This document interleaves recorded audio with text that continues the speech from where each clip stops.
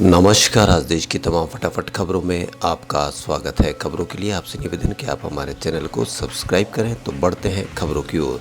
निलंबन के खिलाफ बीते 2 दिनों से सांसदों का प्रदर्शन जारी है। विपक्ष के कुल 27 सांसद बुधवार की सुबह 10 बजे से संसद भवन में टिके हुए हैं और निलंबन वापस लेने की मांग कर रहे हैं। हालांकि संसद भवन में गांधी प्रतिमा के पास धरना पर बैठे माननीयों को काफ़ी परेशानी का सामना भी करना पड़ रहा है। मच्छरों ने परेशानी बढ़ा दी, सोने में दिक्कत हो रही है, नींद पूरी हो सके मच्छरदानी लगाकर सोते दिखे।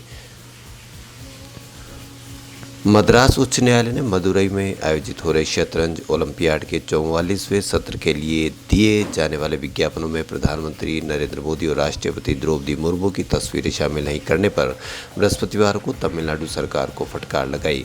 मुख्य न्यायाधीश एम.एन. भंडारी और न्यायमूर्ति एस. अनंती की पीठ ने दोनों की तस्वीरें शामिल नहीं करने के संबंध में राज्य सरकार द्वारा दिए गए कारणों को खारिज किया। पीठ ने कहा कि सार्वजनिक कार्यक्रम के मामले में राष्ट्रीय हित और उच्चतम न्यायालय के निर्देशों को ध्यान में रखते हुए सुनिश्चित किया जाना चाहिए कि भले ही राष्ट्रपति या प्रधानमंत्री जैसे गणमान्य व्यक्ति किसी अंतर्राष्ट्रीय कार्यक्रम के लिए निमंत्रण स्वीकार करते हैं या नहीं, विज्ञापनों में उनकी तस्वीरें होनी चाहिए।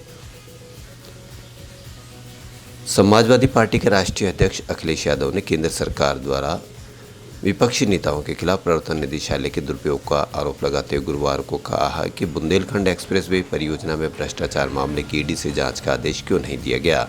यादव ने जौनपुर में पत्रकारों से बात करते हुए कहा कि ईडी केंद्र सरकार के इशारे पर राजनीतिक दलों के लोगों को परेशान करने का एक साधन बन गई है।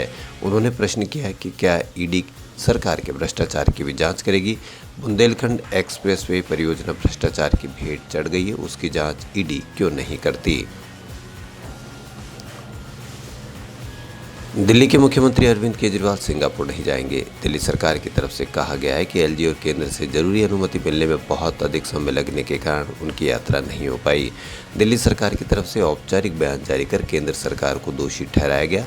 बयान में बताया गया कि 20 जुलाई तक सिंगापुर यात्रा की औपचारिकताएं पूरी करनी थी, लेकिन एलजी ने फाइल 21 जुलाई को लौटाई।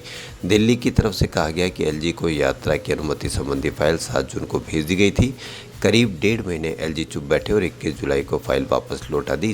तब तक न सिर्फ काफ़ी विलंब हो चुका था, बल्कि यात्रा संबंधी औपचारिकताएं पूरी करने की 20 जुलाई तक की समय सीमा भी खत्म हो चुकी थी।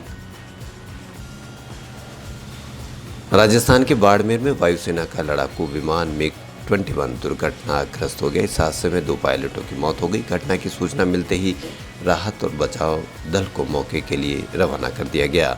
वायुसेना ने एक बयान में कहा है कि भारतीय वायुसेना का एक ट्विन सीटर MiG-21 ट्रेलर विमान आज शाम राजस्थान के उत्तरलाई हवाई अड्डे से प्रशिक्षण के लिए उड़ान भर रहा था। रात करीब 9:10 पर बाड़मेर के पास विमान दुर्घटना का शिकार हो गया, जिसमें दोनों पायलटों को गंभीर चोटें आई।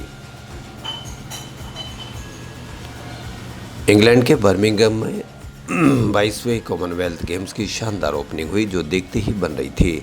खेलों के इस महाकुंभ में 72 देशों के 5000 से ज़्यादा एथलीट भाग लेने जा रहे हैं।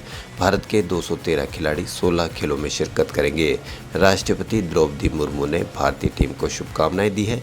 इंग्लैंड तीसरी बार इन खेलों की मेजबानी कर रहा है। भारत को रेसलिंग और बॉक्सिंग में सबसे ज़्यादा मेडल की उम्मीद है।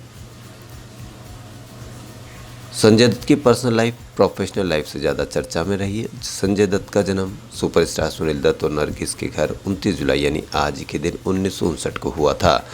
उन्होंने फिल्म रॉकी से एक्टिंग में डेब्यू किया था। संजय ने अपने फिल्मी कैरियर में 187 फिल्मों में काम किया है। संजय की जिंदगी उथल पुथल भरी रही थी। 1980 के दशक में चरस, गांजा, ड्रग्स के लत के कारण वो सुर्खियों में रहे। उसके बाद 1993 में मुंबई बम धमाकों में अंडरवर्ल्ड से भी उनका नाम जुड़ा। आज संजय दत्त का 63वां बर्थडे है। खबरों फिलहाल इतना ही। यदि आपको हमारा चैनल पसंद आए तो लाइक, सब्सक्राइब और शेयर अवश्य करें। धन्यवाद।